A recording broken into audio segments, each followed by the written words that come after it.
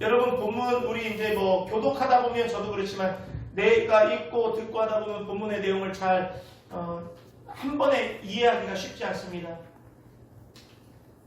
다시 본문을 말씀드리면 두 가지의 도시의 배경이 나옵니다. 첫 번째 배경은 데살로니가, 두 번째는 베레아. 사도 바울과 그 일행이 데살로니가에서 복음을 전하니까요. 경건한 헬라인, 이방인, 또 귀족, 귀부인들이 예수를 믿고 또 한편으로는 유대인들이 소동을 펼치고 또 베레아로 도망갔더니 말씀을 들을 때 이들이 말씀을 상고하여서 매일매일 상고하고 연구해서 믿는 자가 많이 생겨났다. 이렇게 말하고 있어요. 그리고 이 베레아에서도 데살로니가에 있는 사람들이 끝까지 쫓아와서 말씀을 전하는 걸 방해하는 거예요. 이것이 지금 본문에 기록한 역사적인 사건입니다. 여러분 1절부터 9절까지는 데살로니가에 일어났던 일들이고요. 10절부터 15절까지는 베레아에서 일어났던 일입니다. 바울이 말씀을 전할 때 우리 데살로니가에서 전할 때는 말씀을 회당에서 강론했다고 이야기하고 베레아에서는 말씀을 들었는데 이들이 상고하였다라는 말이 나와요. 이것은 말씀을 듣고 말씀을 연구했다라는 이야기입니다. 조금은 다른데요. 강론은 이 설교자가 말씀을 풀어서 이해할 수 있도록 한 주제에 대해서 계속 이야기하는 거예요. 그걸 듣고 서로 토론하는 거예요. 그래? 이게 맞는가 봐. 근데 상고는 이게 말씀을 들려지면 그 말씀을 받는 자들이 이게 진짜 그러한가 다시 연구하고 분별하고 뿐만 아니라 더 나아가서 이게 맞구나 라고 하면 삶 속에 적용하고 살아가는 데까지 미치는 게 바로 상고예요. 그러니까 조금 다르죠. 데살로니가에 있는 사람들은 말씀을 듣고 이들을 따라갔고 베레아에 있는 사람들은 말씀을 듣고 그 말씀을 매일 날마다 상고 즉 연구하고 분석해서 내 삶 속에 그대로 적용 실천하며 살아갔다는 거예요. 여러분 복음은요 이런 변화를 일으키는 능력을 가지고 있습니다.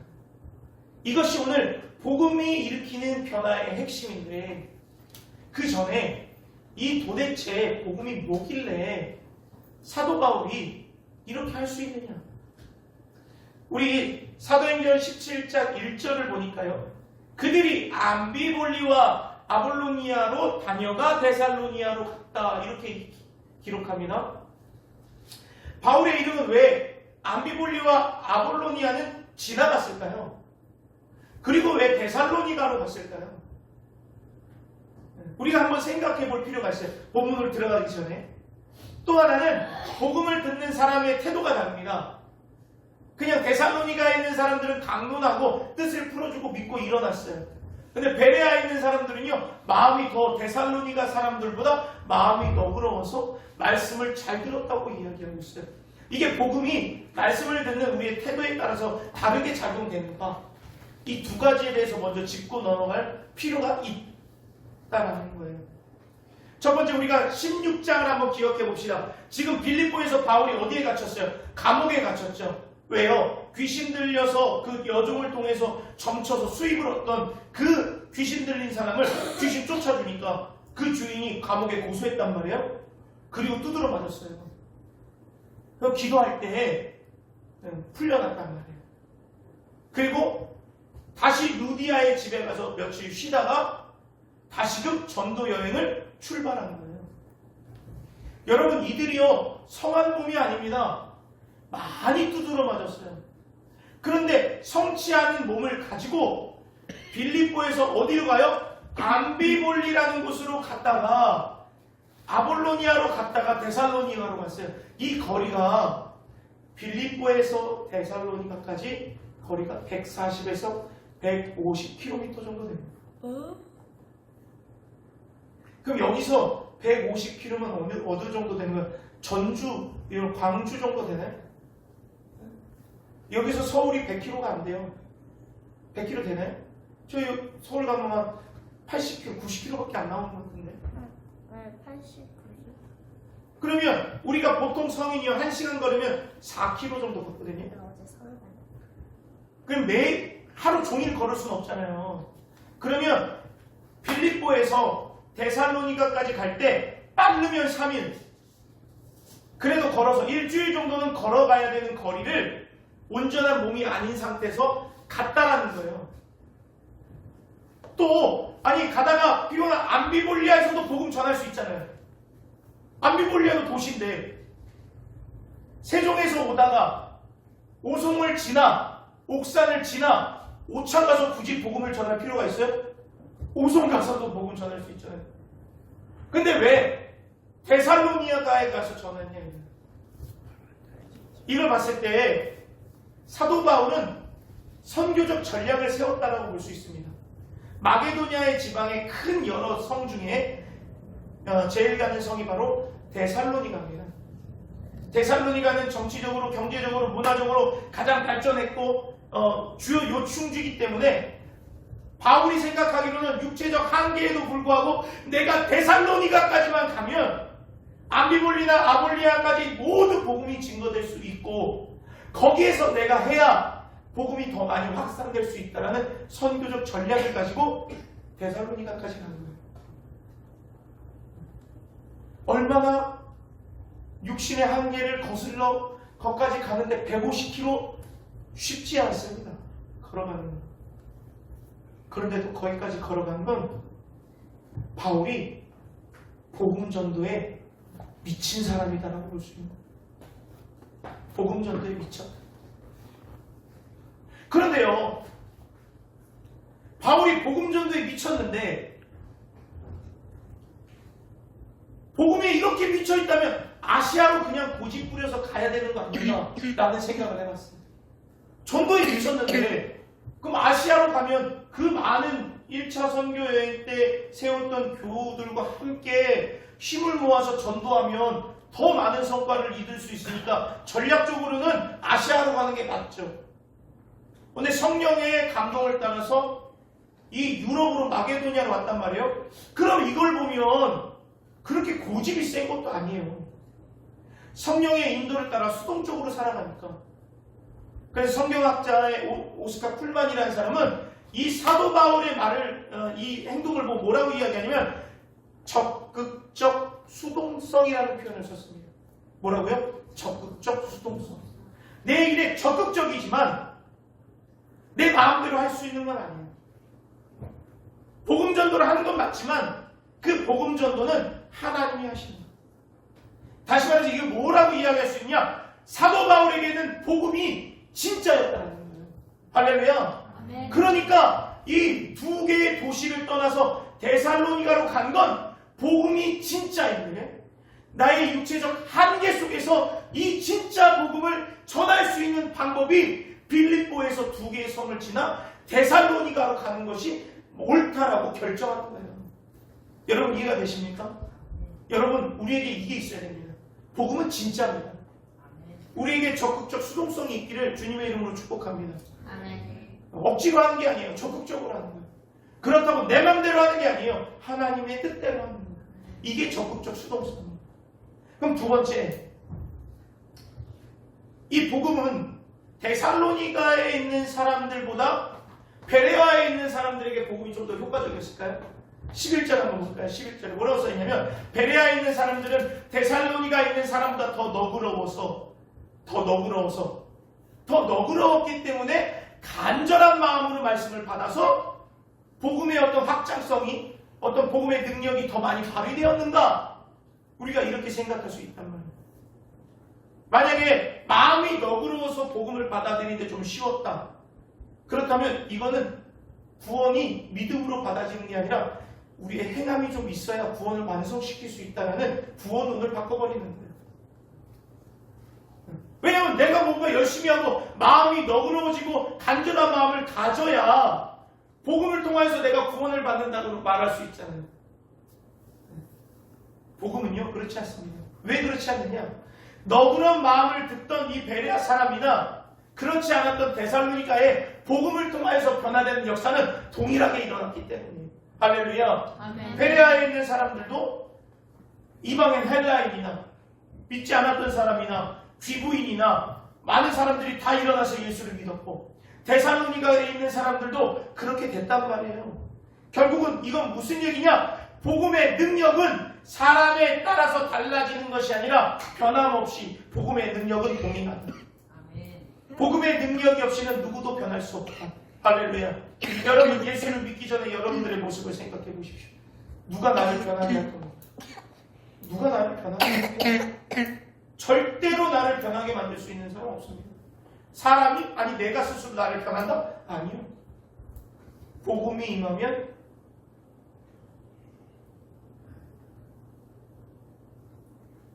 변하게 됩니다. 사람은 쉽게 변하지 않아요. 복음 때문에 변할 수 있는. 다시 본문으로 돌아가 봅시다. 이 복음이에요. 바울이 느낀 진짜 복음이고 복음을 통하여서 사람이 변한 복음의 능력은 한계가 없다는 것을 우리가 그 관점을 두 가지를 가지고 다시 본론으로 들어가 봅시다. 바울이 전했던 복음이 뭘까? 바울이 그토록 붙잡았던 진짜 복음이 뭘까? 그 복음이 능력을 발휘했는데 그게 뭘까? 우리 3절 다시 한번 읽어봅시다. 시작! 뜻을 풀어 그리스도가 해를 받고 죽은 자 가운데서 다시 살아나야 할 것을 증언하고 오는데 내가 너희에게 전하는 이 예수가 곧 그리스도라 하니. 사도 바울은 이 당시에는 신약 성경이 완성되지 않았기 때문에 구약에 있는 말씀으로 복음을 전했겠지요. 그 구약에 있는 말씀이 무엇이겠습니까? 아직 신약이 완성되지 않았지만 예수님이 이 땅에 오셨다가 승천한 일. 구약에 있는 말씀, 이 땅에 하나님의 아들이 오셔서 죽으시고 부활하셔서 우리의 영원한 메시아, 구세주, 구원자가 될 것이라는 구약의 말씀이 성취되었다. 이거 말하는 거예요. 이거. 그 복음이 우리가 믿는 복음이에요. 그 복음으로 말미암아 우리가 구원받고 하나님의 자녀가 된 것입니다. 우리가 믿는 복음이 이거라면, 사도 바울이 말한 복음이 우리가 믿는 복음이라면 우리가 전해야 할 복음이 뭐예요? 바로 이거예요. 우리가 받은 복음을 그대로 전해야 된다고요. 어떤 복음이요? 우리는 죄인입니다. 우리의 죄를 위해서 예수 그리스도가 이 땅에 오셨고 죽으시고 살아나셔서 살아나신 걸 믿는 자가 하나님의 자녀 되는 권세가 회복됩니다. 영원한 생명을 얻을 수 있습니다. 이것이 복음인데 왜 이것이 중요하고 이것이 핵심이냐?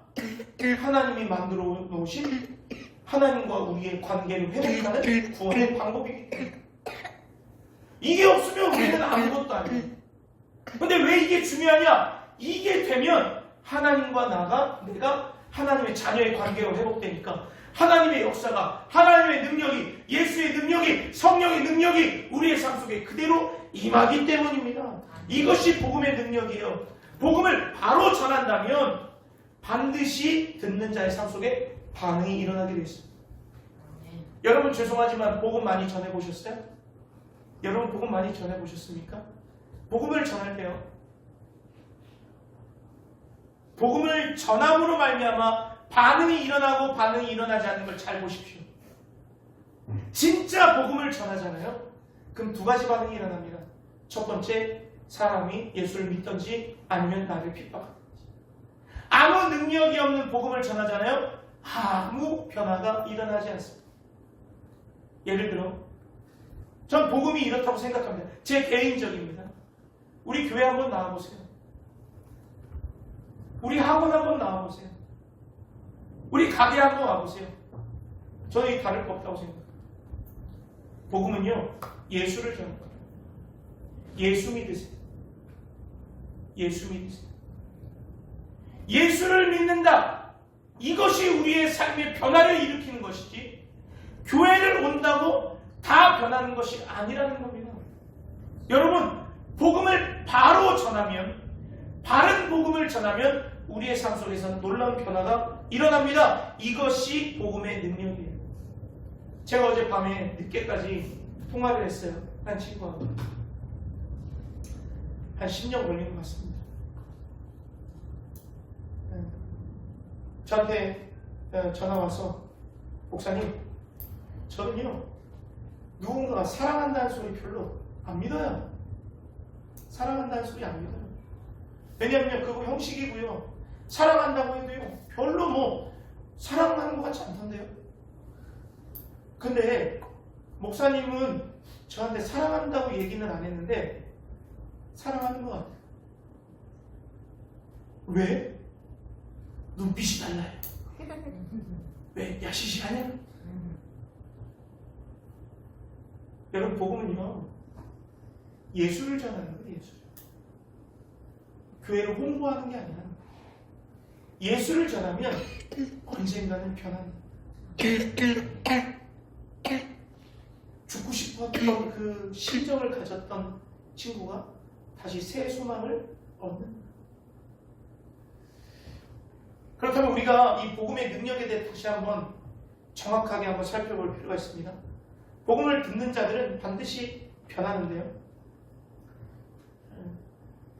이 복음을 듣는 자들이 이 데살로니가 교회에서도 많은 유대인들과 헬라인들과 귀부인들이 변했고 베레아에 사는 사람들도 변했습니다. 그러니까 복음은요 누군가에게 전했을 때 귀족들만 변하는 것이 아니라 유대인들만 변하는 것이 아니라 어린아이나 어른이나 귀족이나 평민이나 하인이나 유대인이나 헬라인이나 상관없이 복음은 모두에게 보편적으로 제공된 하나님의 은혜라는 거예요. 믿으십니까? 이것 때문에 우리가 복음을 전할 수 있는 거예요. 이것이 바로 복음의 능력이고 이 모든 사람들에게 들려져야 할 소식이고 모든 사람을 변화시킬 수 있는 소식인 거예요. 여러분 빌립보 감옥에 있던 간수 다시 한번 생각해 보세요. 그 간수가 예수를 믿었던 사람입니까? 아니에요. 그런데 사도 바울이 복음을 증거하니까 그 가문이 놀랍도록 변합니다. 한 사람이 복음을 들었는데 그 집에 데려가서 그 가문이 변화가 돼요. 놀랍지 않습니까? 이게 복음의 위력이에요. 한 사람만 변화시키는 것이 아니라 그 한 사람으로 말미암아 그 한 사람의 주변에 있는 모든 사람들을 변화시키는 거예요. 또 보실래요? 사도 바울이 처음부터 예수를 믿었어요? 아니요. 유대인이었어요. 예수를 핍박했어요. 교회 다니는 자들 다 잡아 죽였어요. 그리고 쫓아가서 제자들을 쫓아가서 죽이려고 쫓아가던 그 길에서 예수님을 만났어요. 사도 바울이 변해버렸네요. 사도 바울 한 사람이 예수로 말미암아 변했어요. 그러니까 변하니까 어떤 일이 벌어졌습니까? 1차 전도 여행에서 목숨을 걸고 이방 선교에 앞장섰잖아요. 지금도 2차 선교 여행에서 빌립보 교회를 세웠어요. 데살로니가 교회를 세웠어요. 앞으로도 많은 교회를 세워나갑니다. 초대교회 교회가 세워지고 사도 바울은 말미암아 적혀진 말씀이 어마어마합니다. 여러분 이게 복음의 능력 아니겠어요? 우리의 삶 속에서 실제적으로 일어나는 복음의 변화가 무엇인지 우리가 한번 체크해 보세요. 나는 복음을 듣고 나뿐만 아니라 우리 주변에 있는 사람들이 어떻게 변하고 있는가? 빌리 그레이엄 목사님이 이렇게 말씀하셨어요. 복음은 영원히 변하지 않는 하나님의 메시지다. 사람들은 변할 수 있고 상황도 변할 수 있지만 복음의 능력은 변함이 없다. 여러분 복음의 능력을 붙잡으시기를 주님의 이름으로 축원합니다. 복음의 능력을 붙잡으세요. 그 복음이 우리를 변화시킵니다. 복음이 나뿐만 아니라 이 땅을 변화시킬 수 있는. 두 번째, 그 복음이 전해질 때 어떤 현상이 벌어지느냐? 복음을 전하면 핍박이 따릅니다. 복음이 전해지니까요. 데살로니가 유대인들이 쫓아와서 죽이려고 했어요. 그리고 베레아까지 쫓아왔어요. 이 베레아까지는 데살로니가에서 어느 정도 거리가 떨어졌냐면 70km가 떨어졌습니다. 여러분 웬만해서 도망가면 다시는 오지 마. 그리고 지키고 말 텐데 70km 쫓아가서 죽일 정도면 어느 정도 얄미운 거예요? 어느 정도 시기하고 질투한 거예요? 내가 저거는 반드시 죽여야 되겠다. 내가 이 평생 저거 죽이고 내가 이 생을 막아내야지. 그 정도 아니면 70km 쫓아갔겠습니까? 70km를 쫓아가서 바울을 죽이려고 했습니다. 복음은요, 올바른 복음이 전해지면 세상의 반대에 직면하게 됩니다. 왜요? 세상과 공존할 수 없기 때문에. 여러분 혹시 인권위원회가 어떤 일을 하시는지 아십니까? 우리나라에요, 인권위원회가 강력한 힘을 가지고 있어요. 네. 지금 여러분 나중에 뉴스에서 한번 보십시오. 지금 인권위원회 청문회가 끝났습니다. 인권위원장 후보에 오른 안창호 위원장은 이런 이야기를 해요. 동성애를 반대하십니까? 네, 저는 찬성하지 않습니다. 왜 찬성하지 않습니까? 하나님이 천지를 창조하시기 때문입니다. 동성애는 질병입니다. 질병관리본부에 코드에 동성애 질병 없는데요? 그것을 진화론에 그러면 교육을 부정하는 겁니까? 네, 저는 진화론을 부정합니다. 창조론을 가르쳐야 된다고 생각합니다. 국회에서요. 인권위원장 후보로 나왔어요. 창조론은 어떻게 과학적으로 증명이 안 되는데 그걸 교과서에 가르칩니까? 한 의원이 물으니까요. 이 후보자가 이렇게 얘기해요. 진화론이 과학적으로 증명됐다고 말할 수 없습니다. 여러분, 복음은요, 세상과 부딪히게 되어 있어요. 복음의 힘은요, 세상과 부딪히는 가운데서도 내 목소리를 낼 수 있는 게 힘입니다. 여러분, 복음을 전하지 않고 침묵하면 복음을 전할 수 없는 세상이 고도입니다. 국회에 있는 이미 입법자들이요, 창조론을 거부하고 있어요. 우리는 무엇을 믿는 겁니까? 이 땅을 창조하신 하나님을 믿는 거예요. 세상과 부딪히는 가운데서도 이 하나님의 말씀 진리를 증명해 가는 것, 이것이 바로 복음의 능력입니다. 오늘 이 땅에도 여전히 복음을 전할 때 저항하는 일들이 존재하지만 우리의 가치관과 우리의 하나님을 믿는 이 신념과 믿음을 지켜나갈 수 있는 그 자체, 드러나는 우리의 행함이 복음의 능력이에요. 사랑하는 여러분, 예수님도 핍박 많이 당하셨어요. 그래도 끝까지 흔들리지 않고 예수님의 사명을 감당하셨습니다. 여러분, 복음의 능력을 붙잡으시고 우리의 사명을 감당하시기를 주님의 이름으로 축원합니다. 마지막으로 고린도전서 15장 3절 4절이 이렇게 되어 있어요. 내가 받은 것을 먼저 너희에게 전하노니 이는 성경대로 그리스도께서 우리 죄를 위하여 죽으시고 장사 지낸 바 되었다가 성경대로 다시 사흘 만에 살아나셨다. 여러분, 앞서도 말씀드렸지만 이것이 있어야 우리에게 복음의 능력이 그대로 임하게 됩니다. 이것을 믿으셔야 하나님의 자녀가 되고 그 권세가 우리를 통하여서 유용하는 거예요. 복음의 능력을 믿어야 됩니다. 단순한 우리 종교 정보나 철학이 아니라 이것이 하나님의 능력이고 우리를 죄에서 구원하시고 새로운 삶으로 인도하신 가장 핵심적인 능력입니다.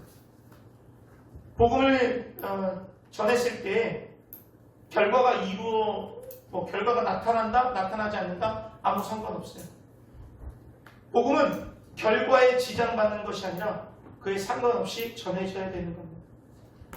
여러분, 충만랜드 우리가 믿는 복음을 전해야 되고 때로는 준비할 때 어려움도 있을 것이고 결과 300명이 우와 몰려왔다가 그 다음 주에는 한 명도 안 올 수도 있어요. 이것이 중요한 게 아닙니다. 우리가 바른 복음을 전했느냐 전하지 않았느냐, 이것이 중요한 겁니다. 사랑하는 여러분, 우리 충만랜드를 통하여서 사도 바울처럼 복음을 전하는 저와 여러분들이 되시기를 주님의 이름으로 축복합니다. 아멘. 그 복음의 능력으로 살아내시길 바랍니다. 아멘. 그 복음의 능력이 전해지면 이 땅은 변해지고 세상이 변할 줄 믿습니다.